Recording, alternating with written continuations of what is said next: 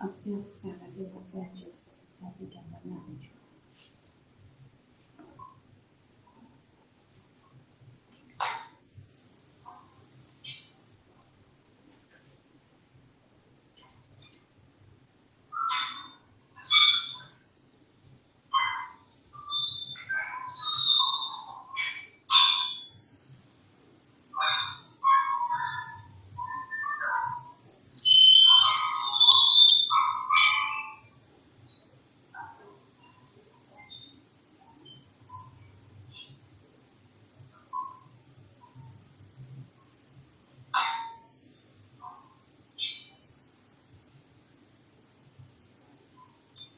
हरिओम, नमस्कार, good morning.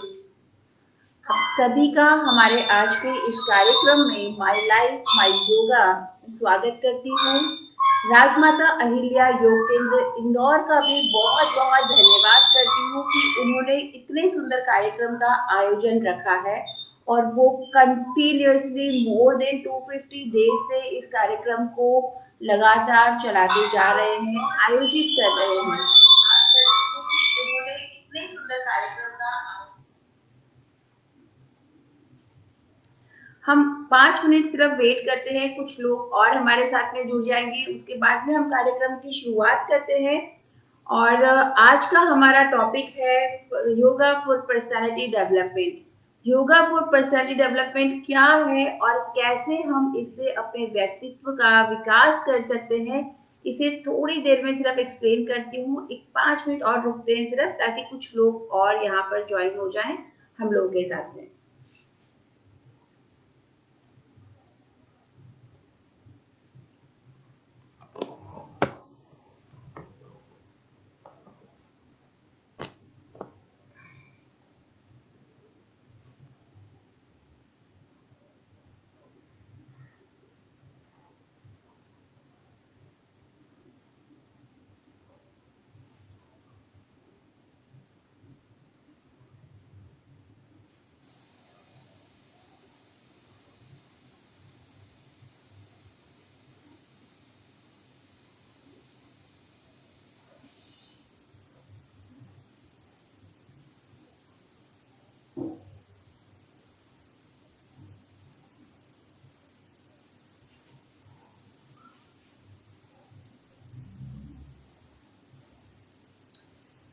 चलिए हम अपनी श्रृंखला को आगे बढ़ाते हैं और सबसे पहले जानते हैं कि योग क्या है।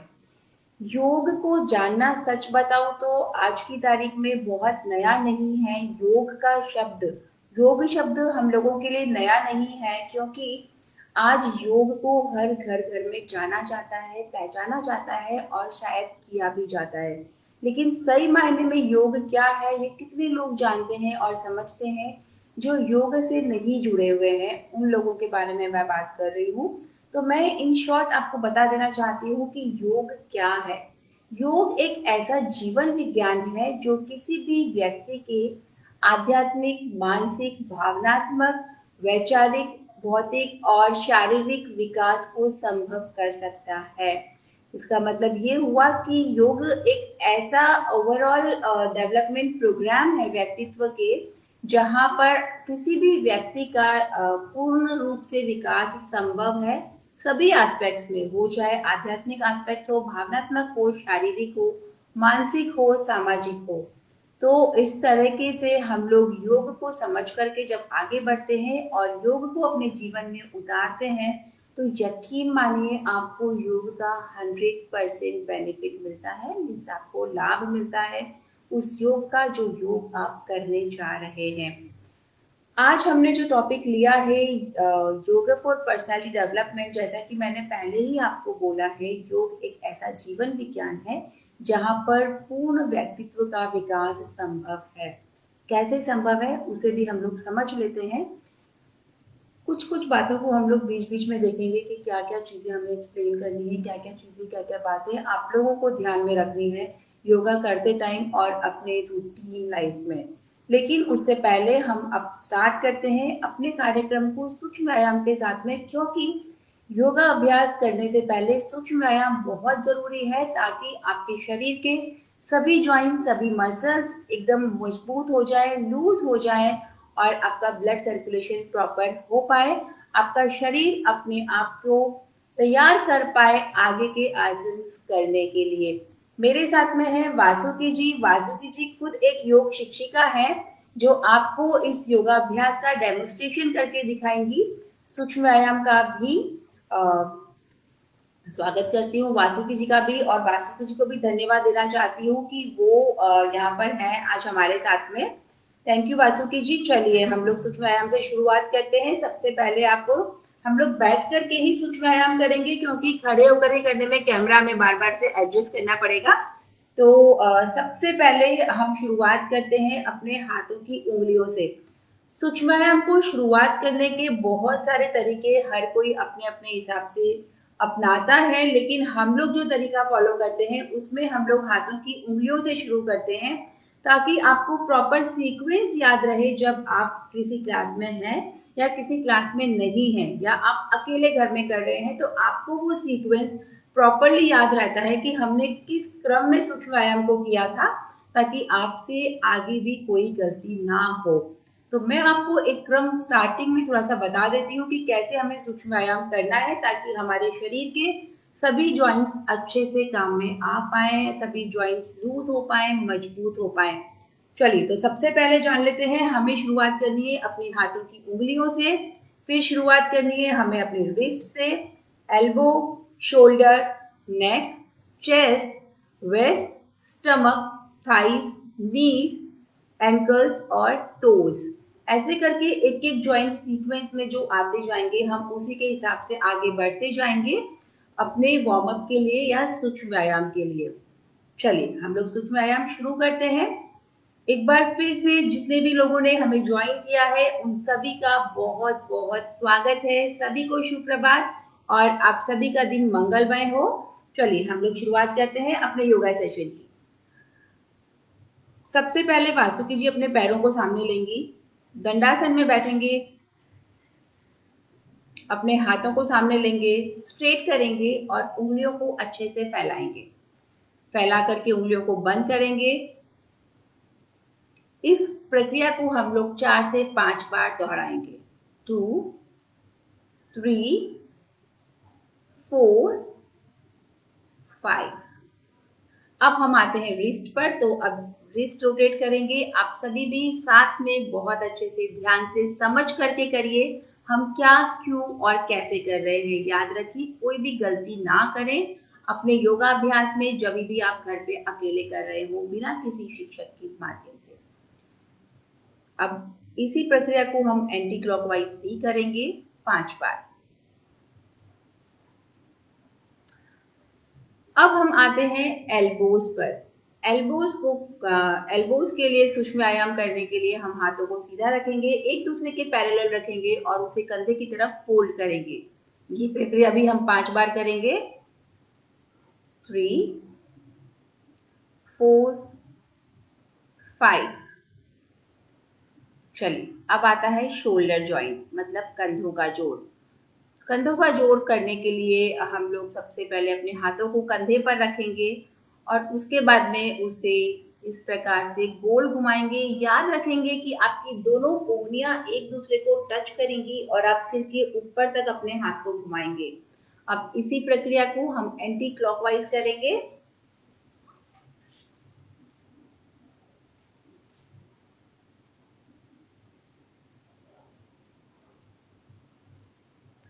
आगे बढ़ते हैं और अब सूक्ष्म व्यायाम करते हैं हमारी गर्दन के लिए, क्योंकि कंधों के बाद जोड़ आता है हमारी गर्दन का।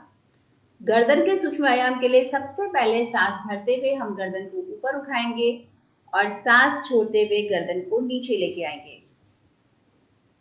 सांस भरते हुए गर्दन को ऊपर करेंगे और सांस छोड़ते हुए गर्दन को नीचे लाएंगे। एक बार फिर से सांस भरते हुए गर्दन ऊपर और सांस छोड़ते हुए गर्दन नीचे। अब साइड बेंड्स करेंगे, गर्दन को राइट शोल्डर और लेफ्ट शोल्डर की तरफ बेंड करेंगे। एकदम आराम से, एकदम धीरे से उस खिंचाव को महसूस करते हुए जो आपकी गर्दन में इस समय पर आ रहा है। इस प्रक्रिया को भी हमने 3 बार दोहराया है। अब हम अपनी गर्दन को ट्विस्ट करेंगे पीछे की ओर। पहले सीधे कंधे की ओर से पीछे घुमाएंगे, आपका बॉडी स्ट्रेट रहेगा, बॉडी टर्न नहीं करेगा, सिर्फ गर्दन पीछे करेंगे और गर्दन में एक खिंचाव महसूस करेंगे। Right, left, right, left, centre. अब हम अपनी गर्दन को पूर्ण रूप से घुमाएंगे। सबसे पहले गर्दन को ऊपर उठाएंगे और फिर चारों ओर एकदम आराम से घुमाएंगे। 3 बार क्लॉकवाइज घुमाने के बाद अब 3 बार एंटी क्लॉकवाइज घुमाएंगे।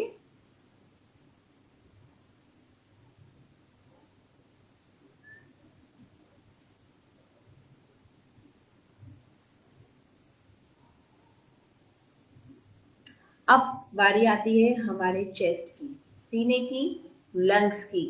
तो इसके लिए जो सूक्ष्म व्यायाम है वो इस तरह रहेगा। आप हाथों को सीधा करेंगे। अब सांस भरते हुए अपने हाथों को पूरा फैलाएंगे और सांस छोड़ते हुए हाथों को पास लेके आएंगे। सांस भरते हुए हाथों को खोलेंगे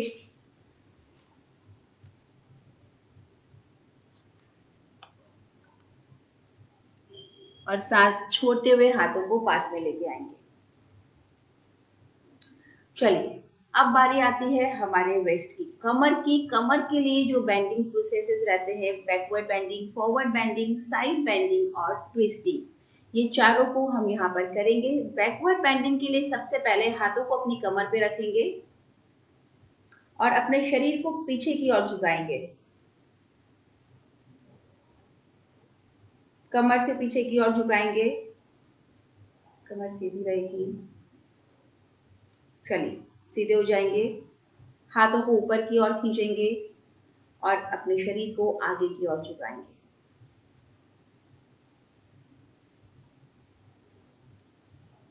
धीरे से ऊपर आ जाएंगे। इसी प्रक्रिया को और एक बार दोहराएंगे। हाथों को पीछे कमर पर रख के अपनी कमर को पीछे की ओर झुकाएंगे। सीधे बैठेंगे, हाथों को ऊपर की ओर खींचेंगे और आगे की ओर झुकेंगे सांस छोड़ते हुए। अपने सिर को अपने घुटने से टच करने की कोशिश करेंगे। नहीं कर पा रहे हैं तब भी कोई बात नहीं है, क्योंकि हर किसी के शरीर की फ्लेक्सिबिलिटी अलग अलग होती है। उनका जो प्रयास रहता है बस वो पूर्ण होना चाहिए। धीरे से ऊपर आ जाइए सांस भरते हुए। अब हम करेंगे साइड बेंड। साइड बेंड करने के लिए दोनों हाथों को ऊपर करेंगे, आपस में जोड़ेंगे और अपने शरीर को सीधे हाथ की तरफ बेंड करेंगे। धीरे से सांस छोड़ते हुए ऊपर आ जाएंगे। अब सांस भरते हुए उल्टे हाथ की ओर झुकेंगे और धीरे से सीधे हो जाएंगे। हाथों को छोड़ेंगे और रिलैक्स करेंगे। चलिए अब हम करते हैं यही सूक्ष्म व्यायाम अपनी थाइस के लिए। थाइस के लिए अपने पैर को ऊपर उठाएंगे थोड़ा सा और गोल घुमाएंगे। 1 2 3, रिवर्स 1 2 3 और एक बार 1 2 3, रिवर्स 1 2 3। चलिए धीरे से पैर को नीचे रखेंगे। अब दूसरा पैर ऊपर उठाएंगे, फोल्ड करेंगे, अंदर से उसको पकड़ेंगे और अब रोटेट करेंगे। 1 2 3, 1 2 3। धीरे से नीचे रखेंगे अपने पैर को। चलिए अब बारी आती है हमारे नी जॉइंट्स के लिए। नी जॉइंट्स के लिए हम लोग किक किक मारते हैं। जिस तरीके से फुटबॉल को किक किया जाता है उसी तरीके से हम लोग अपने नीज का मूवमेंट करेंगे। Start 1 2 3, stop. दूसरे पैर के लिए 1 2 3, स्टॉप। धीरे से पैर को नीचे रखेंगे। अब आते हैं हमारे एंकल जॉइंट्स। एंकल जॉइंट्स के लिए हम अपने टोज को अप एंड डाउन करेंगे।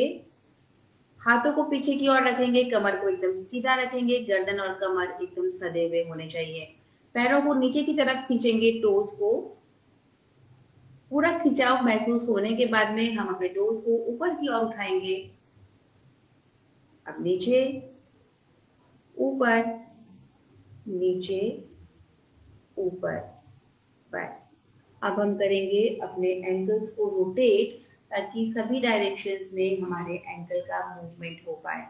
1 2 3 4 5, रिवर्स 1 2 3 4 5। जैसा कि आप देख रहे हैं वासुकी जी ने जो डेमोन्स्ट्रेट किया है उसमें पैरों को उन्होंने दोनों पैरों को बाहर निकाला है और दोनों को अंदर लिया है। हमने ये वाला रोटेशन नहीं किया है जहां पर दोनों राइट साइड या दोनों लेफ्ट साइड में आए हैं। इसका एक छोटा सा रीजन मैं आप लोगों को बता देती हूँ कि क्यों हमने इस तरह का रोटेशन किया है। हम सभी को मालूम है कि हमारा जो मस्तिष्क है वो दो भागों में बटा होता है, राइट ब्रेन और लेफ्ट ब्रेन। जब हमें दोनों मस्तिष्क को एक साथ एक्टिवेट करना है तो हमें दोनों बॉडी पार्ट्स को, मीन्स राइट हैंड साइड और लेफ्ट हैंड साइड, दोनों बॉडी पार्ट्स को हमें अपोजिट डायरेक्शन में करना होता है। जैसे इन्होंने जो मूवमेंट किया उसमें ये हुआ कि एक पैर इनका राइट में गया और एक पैर इनका लेफ्ट में गया, तो दोनों ब्रेन एक साथ में एक्टिवेट हो पाए, काम कर पाए, सक्रिय हो पाए। तो दोनों ब्रेन के प्रॉपर एक्टिवेशन के लिए हम इस तरह के मूवमेंट्स करते हैं, जहां पर एक पार्ट राइट साइड में और एक पार्ट लेफ्ट साइड में मूव करता है। चलिए अब आगे बढ़ते हैं। हमारी टोज के लिए लास्ट जॉइंट बचा है हमारे बॉडी का। बॉडी स्ट्रेट रहेगी, कमर और गर्दन सधे हुए।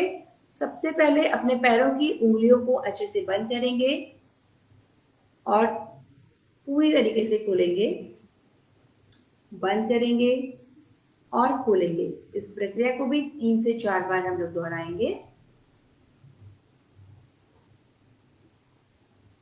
चलिए ये हुआ हमारा सूक्ष्म व्यायाम आज के योगाभ्यास के क्रम में आगे बढ़ने के लिए। अब हम बात करते हैं पर्सनैलिटी डेवलपमेंट की, जैसा कि हमारा आज का विषय है। एक बार फिर से यहाँ जुड़े हुए सभी दर्शकों का मैं स्वागत करती हूँ और उन सभी का हार्दिक अभिनंदन करती हूँ। राजमाता अहिल्या योग केंद्र को अपनी ओर से और सभी दर्शकों की ओर से बहुत बहुत धन्यवाद एक बार फिर से, क्योंकि उन्हीं के अथक प्रयासों की वजह से आज हम सभी यहाँ पर इकट्ठा हो पाए हैं। आप लोग काफी दिन से योगाभ्यास कर रहे हैं, योग को समझने की कोशिश कर रहे हैं, अलग अलग विषयों पर अलग अलग शिक्षकों के साथ में बहुत सारा कुछ आप लोगों ने जाना है, समझा है और सीखा है। उम्मीद करती हूँ जितना भी आप लोगों ने आज तक देखा है उसे अपने जीवन में उतारने की कोशिश कर रहे होंगे। अब हम लोग अपनी श्रृंखला में आगे बढ़ते हैं।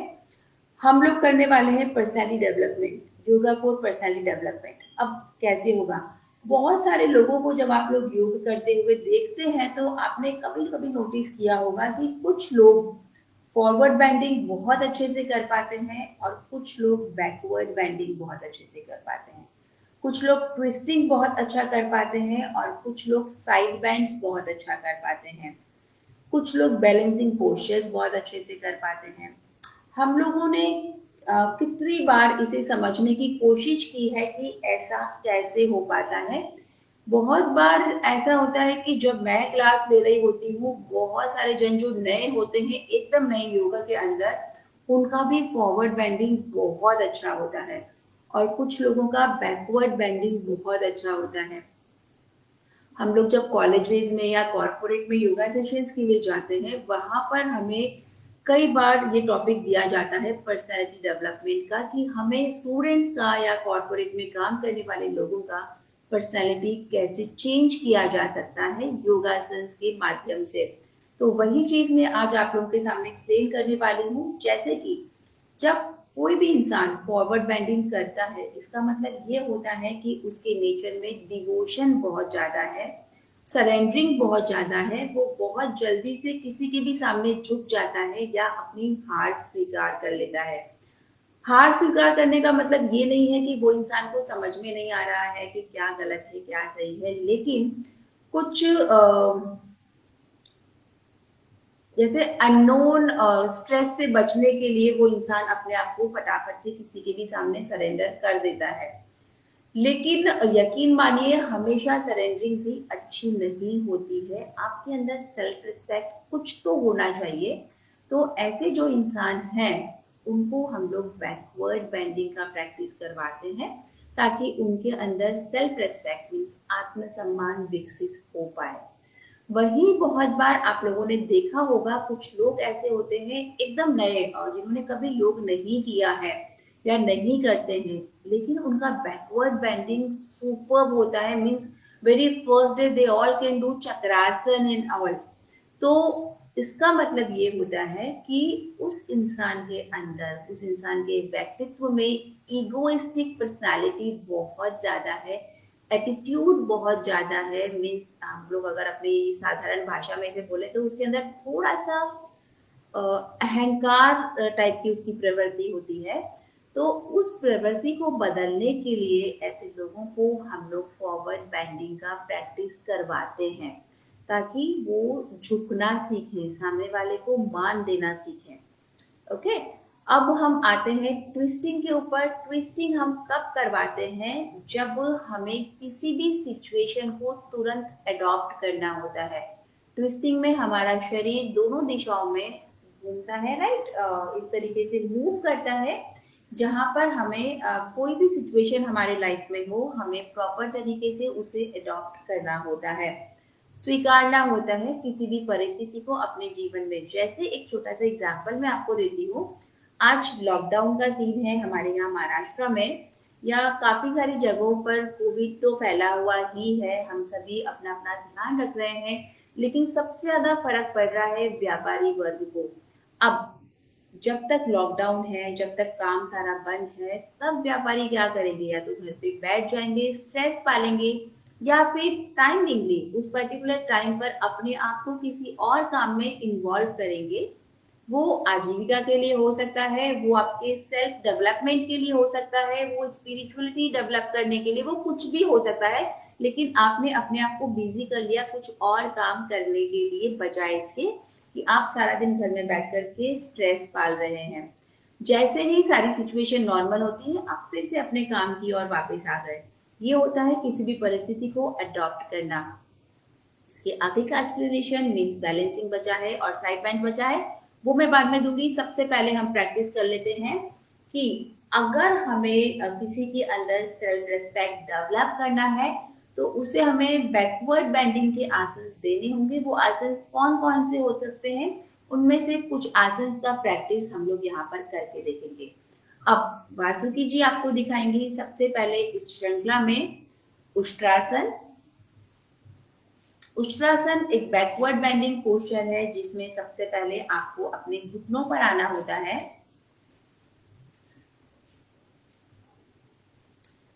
पहले उष्ट्रासन कैमल पोज, घुटनों के ऊपर सीधे आ जाएंगे। Camel pose. अब सबसे पहले हम करेंगे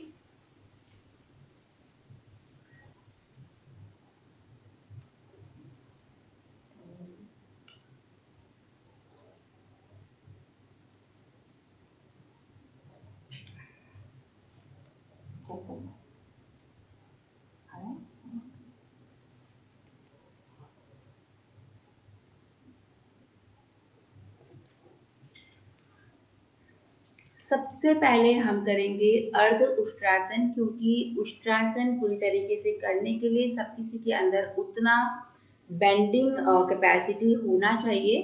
तो सबसे पहले घुटनों के ऊपर आने के बाद हम अपने हाथों को अपनी कमर पे रखेंगे और अपने शरीर को पीछे की ओर झुकाएंगे।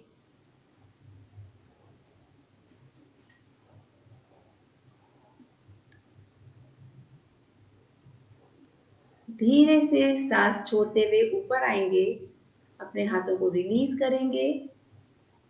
अब हम उष्ट्रासन करते हैं।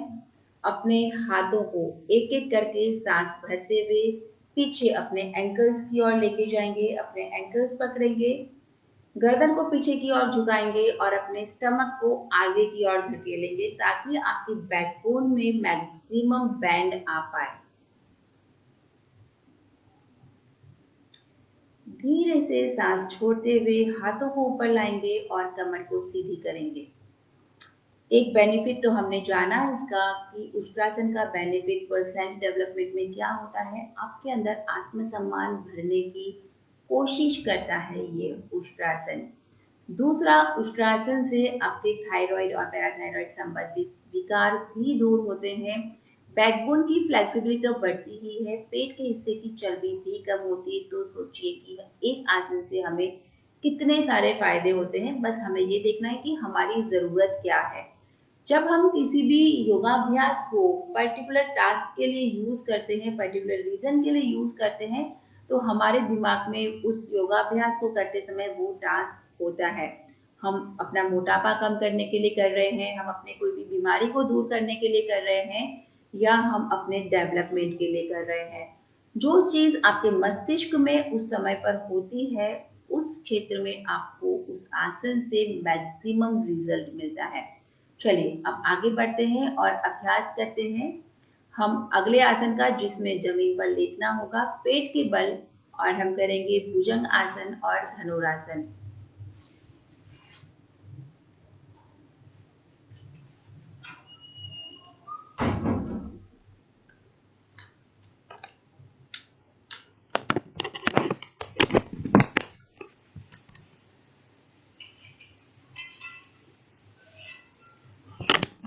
चलिए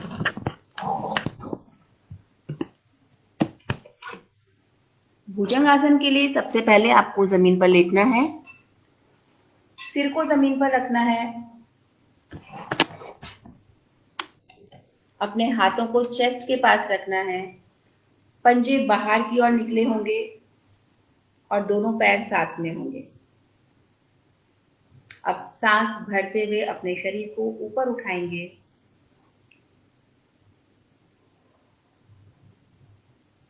गर्दन को ऊपर की ओर खींचेंगे और सांस छोड़ते हुए शरीर को नीचे लेके आएंगे।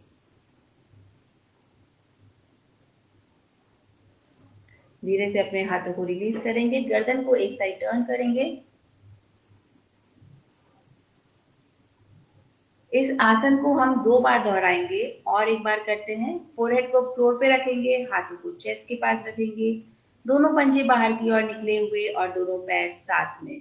सांस भरते हुए अपने शरीर को ऊपर उठाएंगे, गर्दन को ऊपर की ओर खींचेंगे और सांस छोड़ते हुए धीरे धीरे अपने शरीर को नीचे की ओर लेके आएंगे।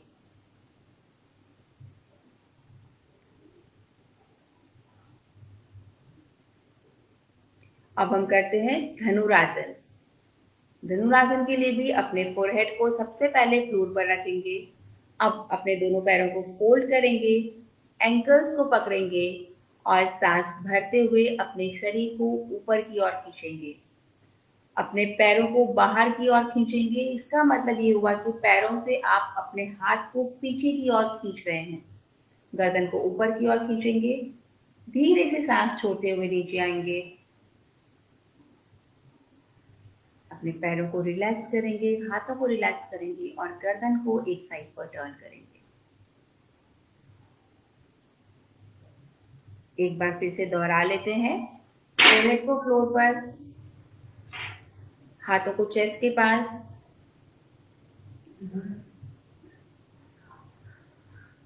नीज को बेंड करिए, एंकल्स पकड़िए और अब अपने शरीर को ऊपर उठाइए, पैरों को बाहर की ओर खींचते हुए।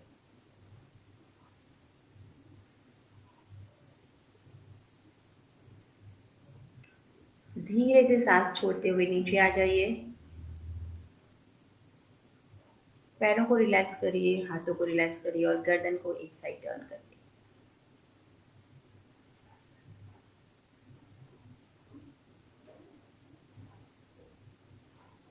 चलिए अब इस श्रृंखला को आगे बढ़ाते हैं और एक और आसन हम कर लेते हैं बैकवर्ड बेंडिंग का।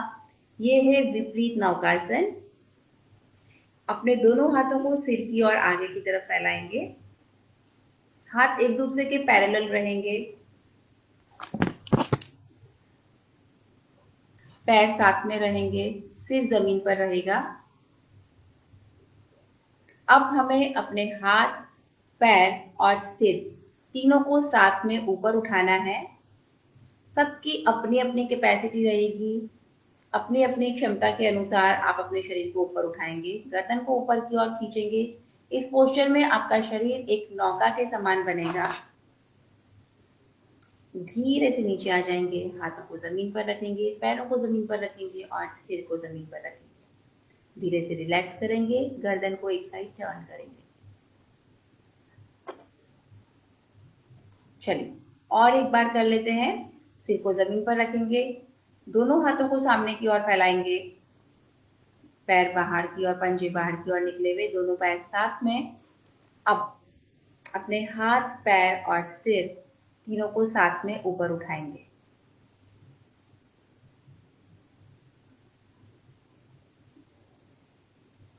धीरे से नीचे आ जाएंगे और रिलैक्स करेंगे।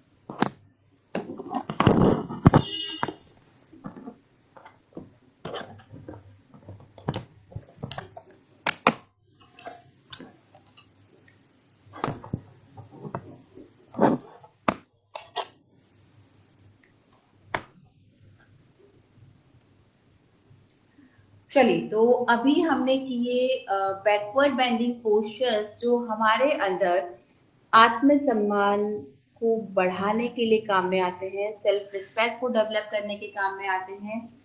और इसके बाकी के भी बहुत सारे फायदे हैं जो हम लोगों ने देखे और समझे कि हर आसन से क्या क्या और एक्स्ट्रा फायदे हो सकते हैं। एक बार फिर से मैं आपको एक्सप्लेन कर देती हूँ कि क्या क्या फायदे हमें इन आसन के साथ में हो सकते हैं। सबसे पहले हमने किया था उष्ट्रासन।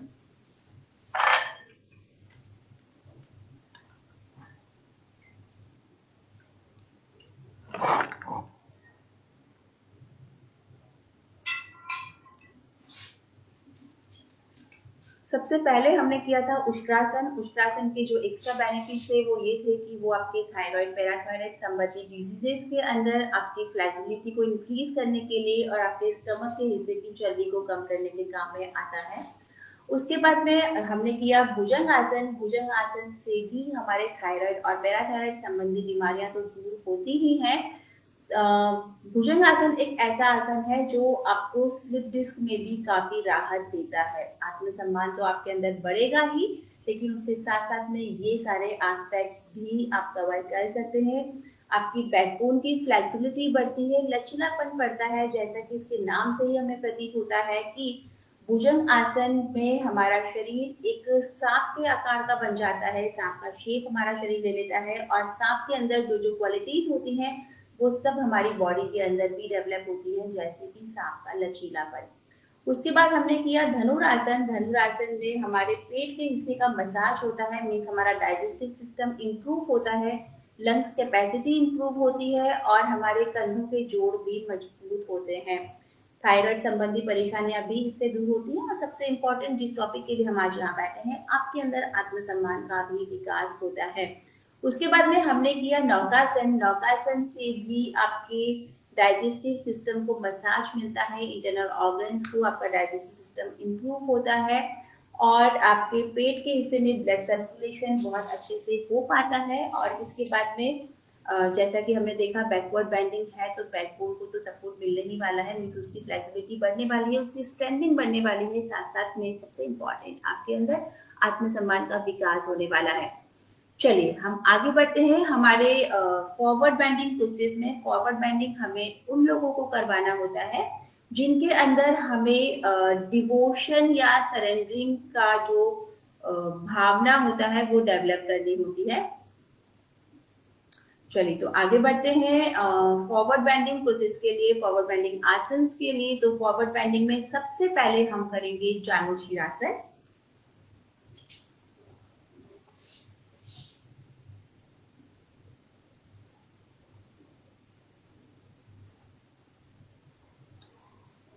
जानुशीरासन करने के लिए सबसे पहले आप सीधे बैठ जाएंगे और अपने पैरों को बाहर निकालेंगे। आपका कमर और सिर सीधे होने चाहिए, सधे हुए होने चाहिए। अब अपने राइट लेग को फोल्ड करके साइड में रखेंगे।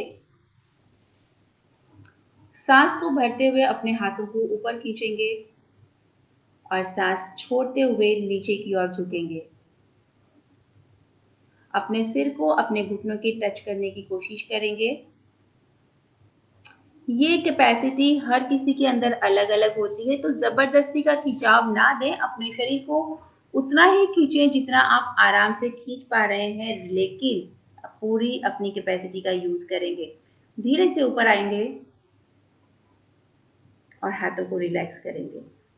एक बार फिर से दोहरा लेते हैं दूसरे पैर के साथ में। इस पैर को सीधा करेंगे और लेफ्ट लेग को फोल्ड करके साइड में रखेंगे। सांस भरते हुए हाथों को ऊपर की ओर खींचेंगे और सांस छोड़ते हुए धीरे से नीचे की ओर आएंगे। अपने पंजों को पकड़ेंगे, घुटने पे अपना सिर को टच करने की कोशिश करेंगे। अब सांस भरते हुए ऊपर आएंगे और सांस छोड़ते हुए अपने हाथों को नीचे की ओर लाएंगे। ये हुआ जानुशीर आसन। जानुशीर आसन में हमारे शरीर के अंदर डिवोशनल या सरेंडरिंग का जो भावना रहती है वो डेवलप होती है। जिन लोगों के अंदर इगोइस्टिक नेचर बहुत ज़्यादा होता है उन लोगों को हम लोग फॉरवर्ड बेंडिंग के आसन करवाते हैं। चलिए अभी फॉरवर्ड बेंडिंग के आसन की अगली श्रृंखला में हम आगे बढ़ते हैं अगले आसन के साथ में, जहाँ पर हम करेंगे पश्चिमोत्तानासन। पश्चिमोत्तानासन के लिए अपने हाथों को ऊपर की ओर खींचेंगे, पैरों को सामने की ओर रखेंगे, सांस भरते हुए सांस छोड़ते हुए अपने हाथों को नीचे की ओर लेके आएंगे। अपने पंजों को छुएंगे मतलब पंजों को पकड़ने की कोशिश करेंगे और अपने सिर को अपने घुटने से टच करने की कोशिश करेंगे। धीरे से सांस भरते हुए ऊपर की ओर आएंगे, हाथों को ऊपर उठाएंगे और अब सांस छोड़ते हुए हाथों को रिलैक्स करेंगे। चलिए इस आसन को भी हम और एक बार दोहरा लेते हैं। सांस भरते हुए हाथों को ऊपर लेंगे, सांस छोड़ते हुए हाथों को पंजों की ओर लेके आएंगे, पंजे अच्छे से पकड़ेंगे और अपने सिर को अपने घुटने से टच करने की कोशिश करेंगे। धीरे से सांस भरते हुए ऊपर आएंगे और हाथों को रिलैक्स करेंगे। ये हुआ हमारा पश्चिमोत्तानासन। पश्चिमोत्तानासन से जैसा कि मैंने आपको पहले ही बताया है कि किसी भी इंसान के अंदर झुकने की प्रवृत्ति आती है और यकीन मानिए झुकना हम सभी के लिए अपने जीवन में बहुत ज़रूरी होता है, क्योंकि अगर जैसे बोलते हैं ना कि भरे हुए पेड़, फलों से भरे हुए पेड़ अगर झुकेंगे नहीं तो वो टूट जाएंगे। वैसा ही हम लोगों के लिए हमारी लाइफ में होता है। हमारे पास कितना भी ज्ञान है, कितना भी धन संपदा है, कुछ भी है हमारे पास में बहुत ज्यादा, बट अगर हमने अपने जीवन में झुकना ही नहीं सीखा है तो उन सब चीजों का हमारे पास होने का कोई अर्थ ही बाकी नहीं रह जाता है। चलिए अब हम इस श्रृंखला को आगे बढ़ाते हैं और अगला पोस्चर करते हैं भू आसन। भू आसन में हम अपने दोनों पैरों को मैक्सिमम ओपन करेंगे, अपनी कैपेसिटी के अनुसार मैक्सिमम मैक्सिमम ओपन करेंगे। कमर और गर्दन को सीधा रखेंगे। अब अपने दोनों हाथों को ऊपर की ओर खींचेंगे सांस भरते हुए। अब सांस छोड़ते हुए दोनों हाथों से अपने अलग अलग उसी साइड के पंजों को पकड़ेंगे।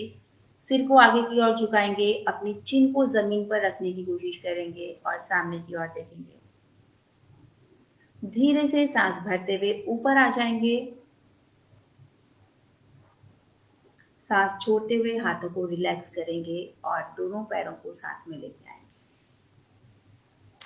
ये हुआ भ्रू नमन आसन। इसका एक बार और प्रैक्टिस कर लेते हैं। यहाँ पर एक बात ध्यान रखने वाली होती है कि बहुत सारे लोग जो नए नए योगा करना शुरू कर रहे हैं, उनकी बॉडी में, उनकी बैकबोन में उतनी फ्लेक्सिबिलिटी नहीं होगी कि वो पूरी तरीके से आगे झुक पाए। तो अगर आप पूरी तरीके से आगे नहीं झुक पा रहे हैं, कोई प्रॉब्लम नहीं है, सिर्फ कोशिश करते रहिए अपने कैपेसिटी को और इंक्रीज करने की। सबसे पहले अगर आपके हाथ आपके टोज तक नहीं पहुंच पा रहे हैं तो मैं एक बार इन शॉर्ट आपको दिखा देती हूँ कि आपको कैसे अभ्यास करना है। दोनों पैरों को मैक्सिमम ओपन करिए, जितना भी आप कर सकते हैं बट मैक्सिमम करिए। इसके बाद में अपने हाथों को सांस भरते हुए ऊपर उठाइए।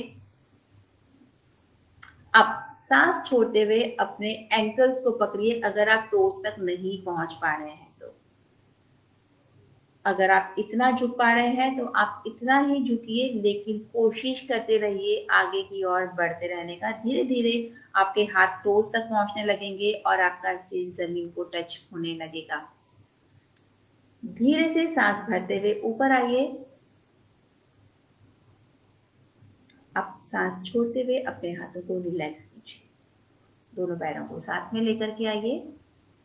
ये हुआ हमारा भ्रू नमन आसन। फॉरवर्ड बेंडिंग का प्रैक्टिस है। फॉरवर्ड बेंडिंग मीन्स जो आपके अंदर सरेंडरिंग या सरेंडरिंग का भावना लेकर के आएगा, या फिर आपको झुकना सिखाएगा किसी के भी सामने। क्योंकि झुकने में कोई बुराई नहीं होती है या झुकना हमारी कमजोरी नहीं होती है, बल्कि हमारे लिए, हमारे व्यक्तित्व के लिए एक बहुत ही अच्छा, एक लाभकारी टास्क होता है, ऐसे समझ सकते हैं। क्योंकि अगर हम झुकना सीख जाते हैं तो हमसे हर कोई खुश रहता है, हम लाइफ में कभी किसी को हर्ट नहीं करते हैं हमारी झुकने की प्रवृत्ति से। चलिए एक और आसन इसी श्रृंखला में करवा देती हूँ। वो है नौकासन। नौकासन के लिए आपको जमीन पर सीधा लेटना है, कमर के बल।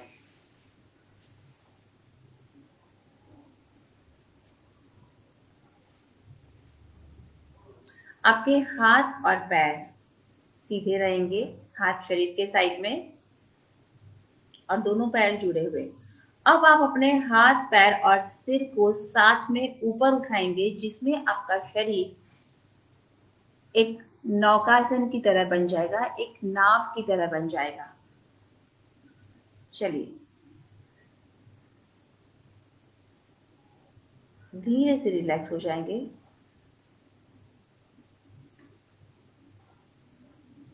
एक बार फिर से हाथ, पैर और सिर तीनों को साथ में ऊपर उठाएंगे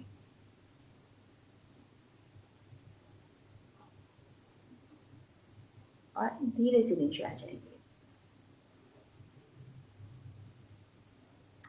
ये हुआ नौकासन। शरीर को एक साइड टर्न करके सीधे बैठेंगे।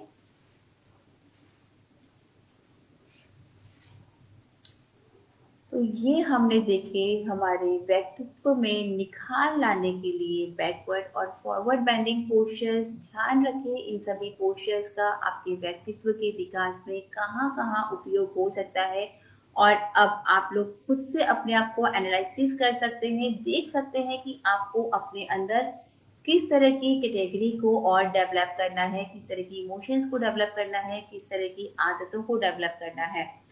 चलिए आगे बढ़ते हैं हम ट्विस्टिंग पोस्चर की और ट्विस्टिंग पोस्चर्स के अंदर हम कटी चक्रासन का अभ्यास करेंगे। कटी चक्रासन के लिए सबसे पहले खड़े हो जाएंगे।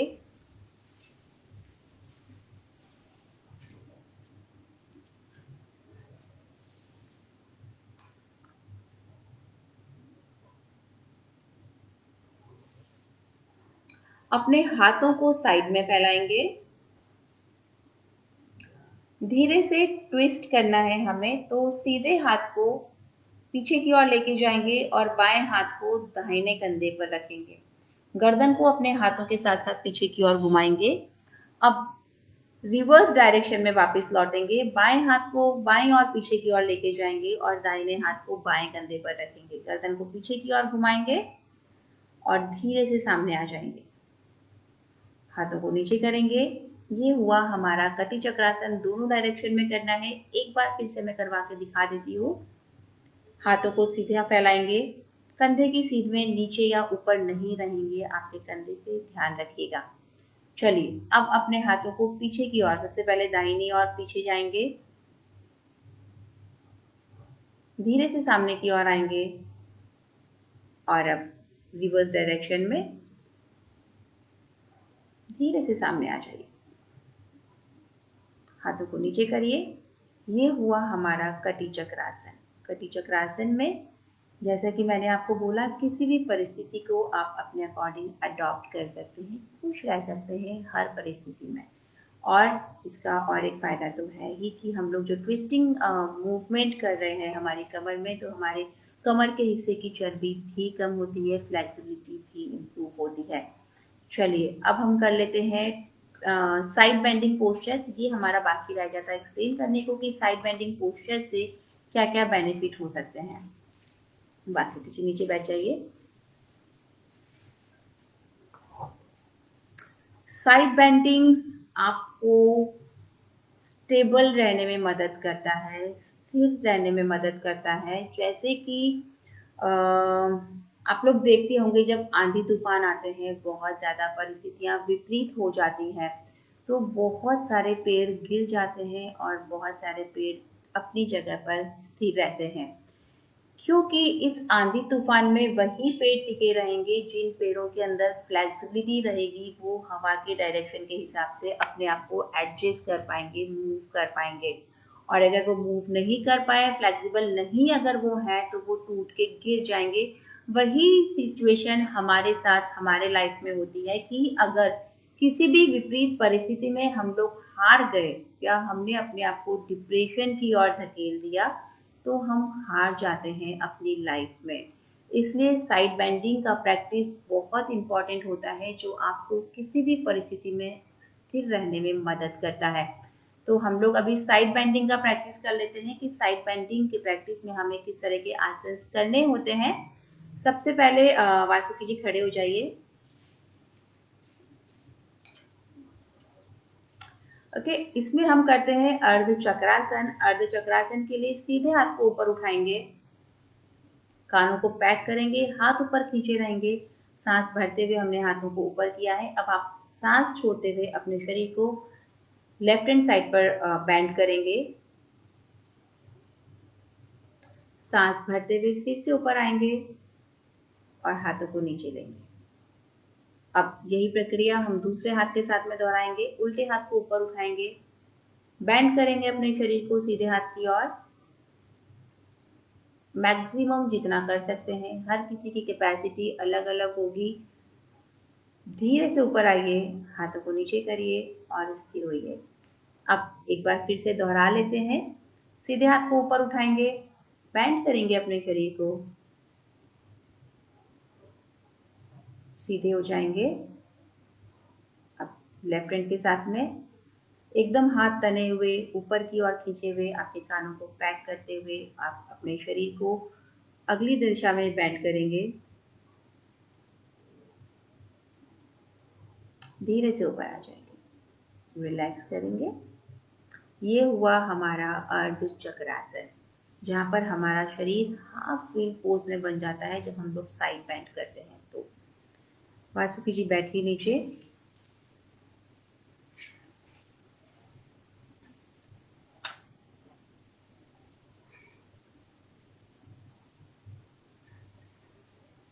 चलिए, अब लास्ट हमारे बचते हैं बैलेंसिंग पोस्चर्स। बैलेंसिंग पोस्चर्स के लिए सबसे इम्पॉर्टेंट तो बैलेंसिंग पोस्चर्स क्यों ज़रूरी है, आपके अंदर कंसंट्रेशन या फोकसिंग नेचर डेवलप करने के लिए बैलेंसिंग पोस्चर्स बहुत ज़रूरी होते हैं। क्योंकि जब तक आप किसी भी काम में फोकस नहीं कर पाएंगे, कंसंट्रेट नहीं कर पाएंगे, आप अपने गोल्स को अचीव कर ही नहीं सकते हैं।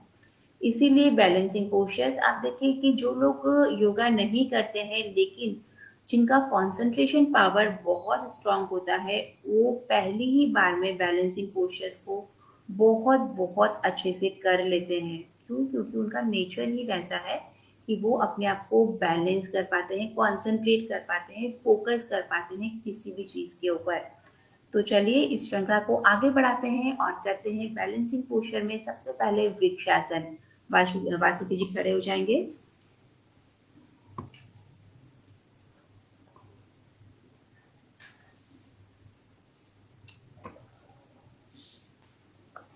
ओके,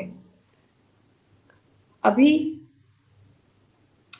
अपने एक पैर को फोल्ड करके अपने थाइस के ऊपर रखेंगे। सबसे पहले राइट लेग को फोल्ड करके राइट थाइस के ऊपर रखेंगे।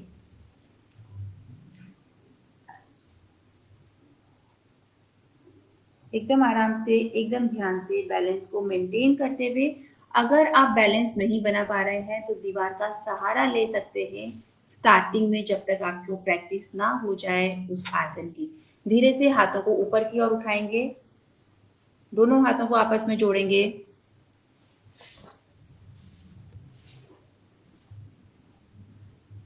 अब सांस छोड़ते हुए हाथों को नीचे लाएंगे और पैरों को नॉर्मल करेंगे। चलिए और एक बार इस आसन को दूसरे पैर के साथ में हम दोहरा लेते हैं।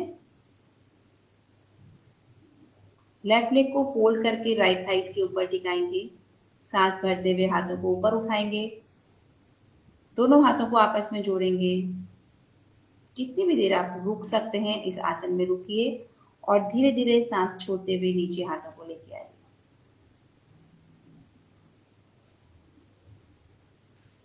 चलिए, ये हुआ हमारा बैलेंसिंग पोस्चर वृक्षासन।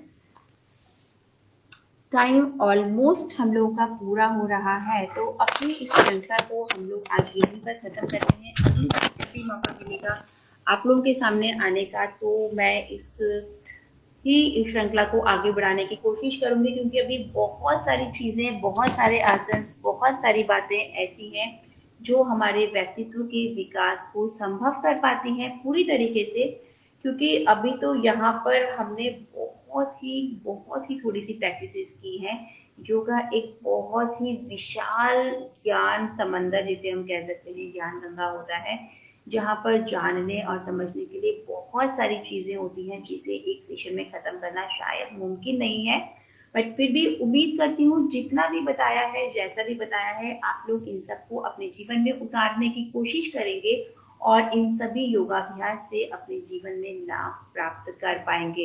एक बार फिर से मैं अपने इस राजमाता अहिल्या योग केंद्र को धन्यवाद देना चाहूंगी अपनी ओर से और हम सभी दर्शकों की ओर से, कि उन्होंने इतने सुंदर कार्यक्रम का आयोजन किया कि आप सभी तक योग के अलग अलग संभावनाएं पहुंच रही है बहुत सही तरीके से। इन सभी को अपने जीवन में उतारने की कोशिश कीजिए।